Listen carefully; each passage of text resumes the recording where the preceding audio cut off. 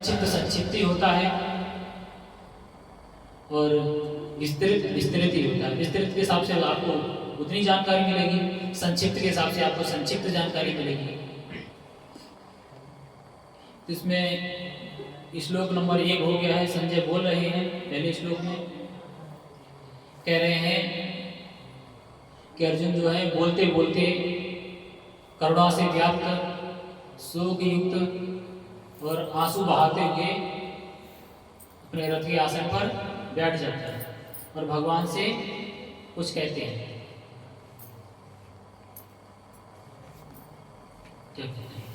भगवान आगे कहना शुरू करते हैं अर्जुन से,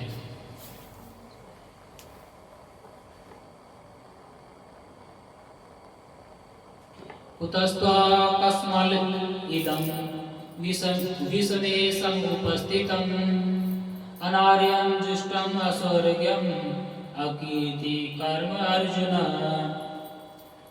भगवान कह रहे हैं अर्जुन से कि हे अर्जुन, तुम्हारे मन में ये कलमश होता है पाप, यानी अंधकार युक्त अज्ञान युक्त बातें कहाँ से आया? यह उस मनुष्य के लिए तनिक भी अनुकूल नहीं है जो जीवन के मूल्यों को जानता हो।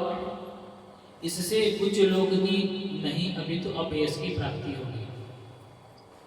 अर्जुन एक क्षत्रिय है, राजा है और एक अपने कर्तव्य को अच्छे से जानते हैं।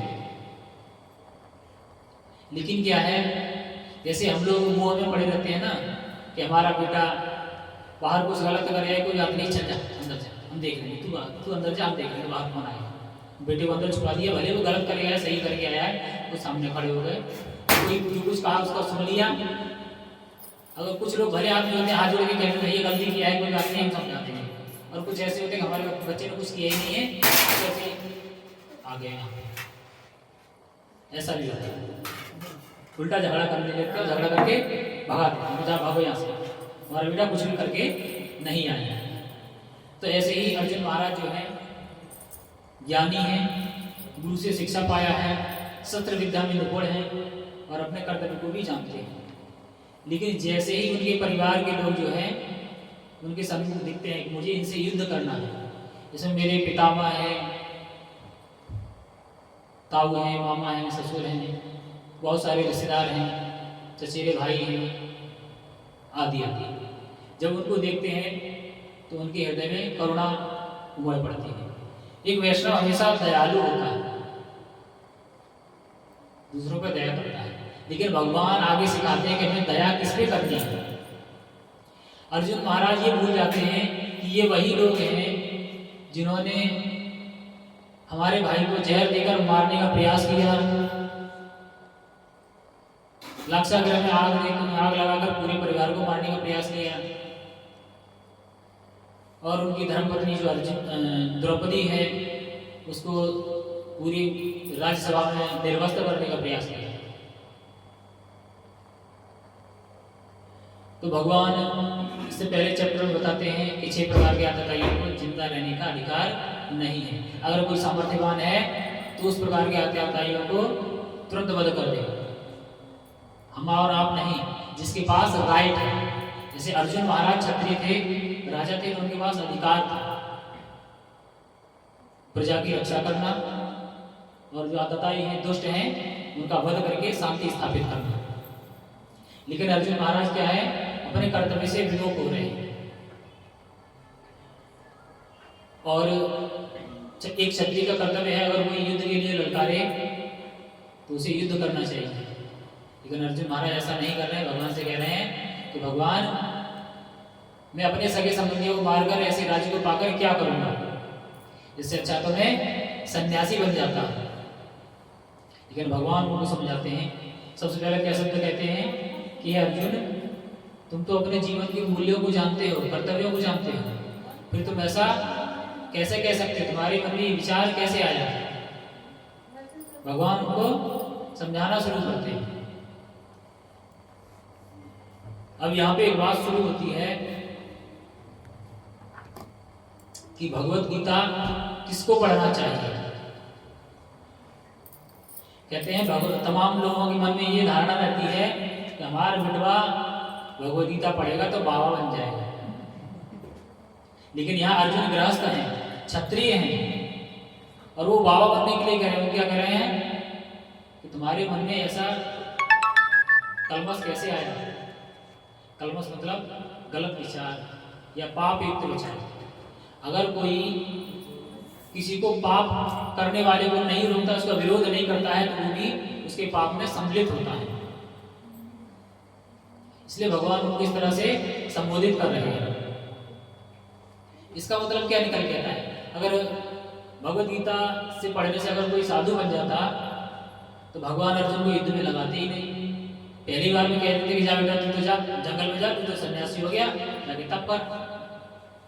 लेकिन भगवान ने क्या कहा कि तुम्हारे मन में ऐसा दुर्विचार क्यों आया? तुम अपने कर्तव्य से क्यों कैसे हट सकते हो? आगे कहते हैं कि एक क्षत्रिय का कर्तव्य है युद्ध में आकर युद्ध करना। लेकिन भगवत गीता यहाँ तो कहीं नहीं कह रहा है कि बाबा बन जाओ। फिर हम लोग कैसे विचार कर लेते हैं तो भगवत गीता कब पढ़ने से हम बाबा बन जाएंगे? इससे ये साबित होता है कि भगवत गीता जो गृहस्थ हैं, पारिवारिक के संसारी लोग हैं, उनको पढ़ना चाहिए। उनसे क्या है, जो जीवन में जो समस्याएं हैं उनसे निकलने का हमें मार्ग मिलेगा। बाहर बोर्ड पे लिखा भी है कि जो हमारे सवाल हैं उन सवालों का प्रश्न उत्तर पाने के लिए हमें भगवत गीता पढ़ना चाहिए। जो हमारे जीवन में सवाल होते हैं उन सवालों का जवाब हमें भगवत गीता के माध्यम से मिल जाता है। और भगवत गीता के बारे में नहीं कह सकता हूँ, लेकिन भगवत गीता यथारूप आप पढ़ेंगे, उसका श्लोक पढ़ने के बाद में उसका अर्थ पढ़ेंगे, फिर आपने जो प्रभुपाद ने तात्पर्य दिया है उसको पढ़ेंगे, तो निश्चित रूप से बताता हूँ आपके जो भी सवाल है जीवन के, उन सभी सवालों का आपको जवाब अवश्य मिलेगा।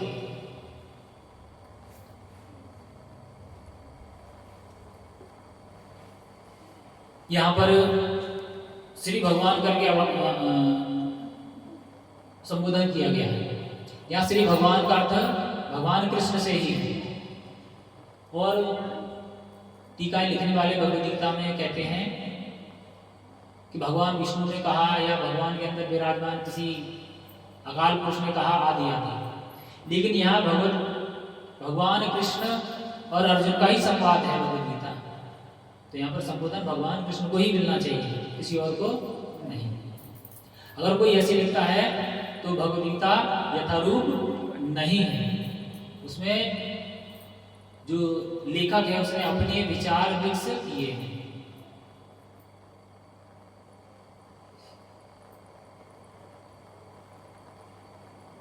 और पूरे भगवद गीता में भगवान कृष्ण को श्री भगवान कह के ही संबोधित किया गया है।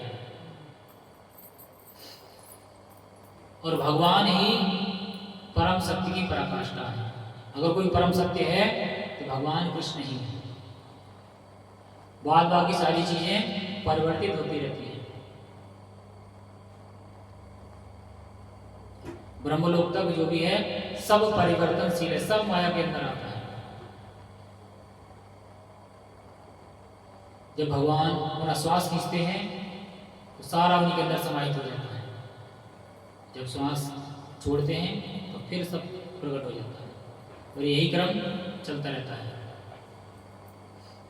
निर्माण और विनाश। और भगवान के श्वास मात्र से, श्वास खींचने मात्र से।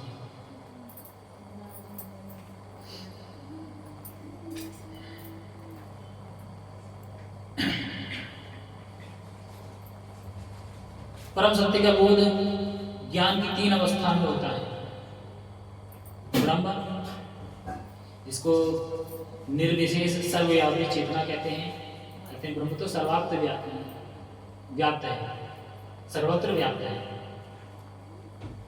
भगवान के एक स्वरूप योगी है कि भगवान हर जगह हर स्थान पर व्याप्त है। उसके बाद में परमात्मा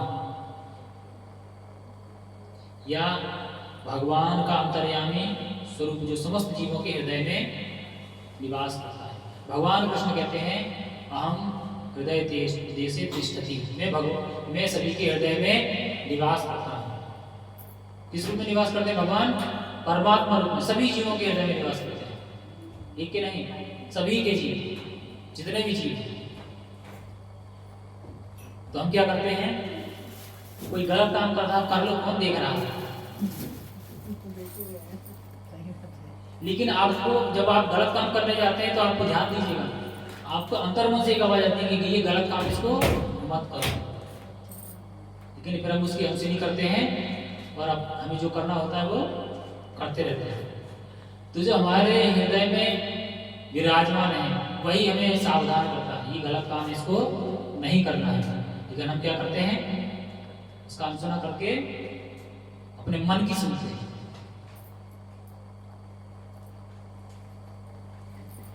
और फिर हम क्या करते हैं, पाप के भागी बन जाते हैं।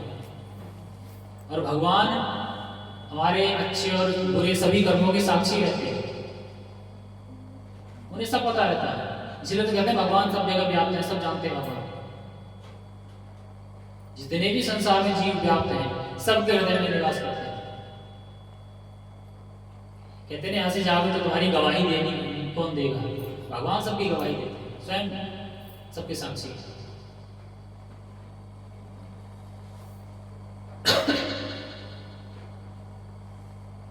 तथा श्री भगवान या भगवान कृष्ण श्रीमद् भागवतम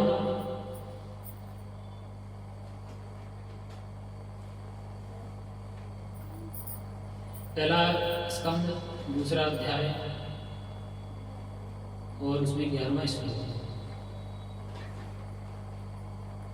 वदन्ति तत्त्वविदं तत्त्वम् यज्ञ ज्ञानम अध्ययन ब्रह्मात्मेति परमात्मेति भगवानेति सप्यते।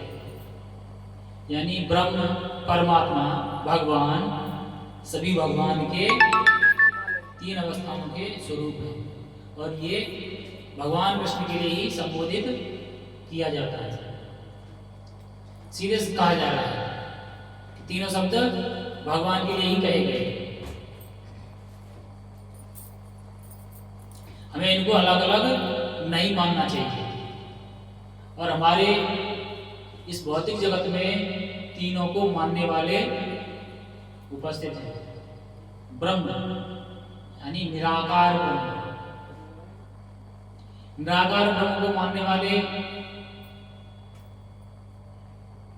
एक संप्रदाय है जो कहते हैं अल्लाह का कोई स्वरूप नहीं है।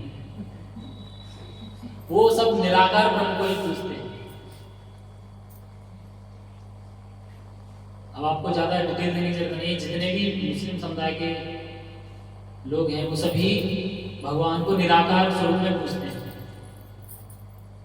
जो अल्लाह को कहते हैं अल्लाह निराकार है, इसका कोई आकार नहीं है, आदि आदि वर्णन किया गया कुरान में इस तरह से। तो जो निराकार है वो कौन है, ब्रह्म स्वरूप भगवान ही। उसके बाद में परमात्मा, उसको मानते हैं क्रिश्चियन। वहां पर परमात्मा का वर्णन किया गया है।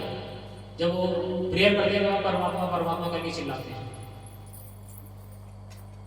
हिंदी में आप वीडियो में कभी देखिएगा, उनका जो प्रेयर होता है वो परमात्मा कह के ही बुलाते हैं।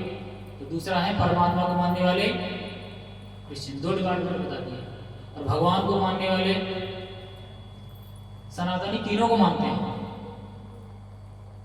निराकार ब्रह्म को भी मानते हैं, जो ध्यान लगाकर ब्रह्म ज्योति पर ध्यान करते हैं वो निराकार ब्रह्म को मानने वाले हैं। परमात्मा को भी मानने वाले हैं। और जो 4 संप्रदाय हैं वो भगवान साक्षात भगवान कृष्ण के ही बारे में वर्णन करते हैं। उनका नाम लेने का तरीका अलग अलग हो सकता है, लेकिन वो एक ही भगवान की उपासना, भक्ति, कीर्तन आदि आदि करते हैं। जो मुख्य संप्रदाय हैं श्री संप्रदाय, रुद्र संप्रदाय, ब्रह्म संप्रदाय और कुमार संप्रदाय। भगवान ने प्रचार करने का जो आदेश दिया है लक्ष्मी जी को, सबसे पहले ब्रह्मा जी को, लक्ष्मी जी को, भगवान शिव को और 4 कुमार जो है उनको। ब्रह्म संप्रदाय जो है वो हमारी परंपरा जो है अब तो अच्छे से विख्यात है इस्कॉन के नाम से। इस्कॉन केवल एक टाइटल दिया गया है, लेकिन जो परंपरा है वो ब्रह्म माधव गौड़ीय वैष्णव संप्रदाय की परंपरा है। उसके बाद में आता है श्री संप्रदाय। श्री संप्रदाय भी प्रचार कर रहा है। एक विदेश में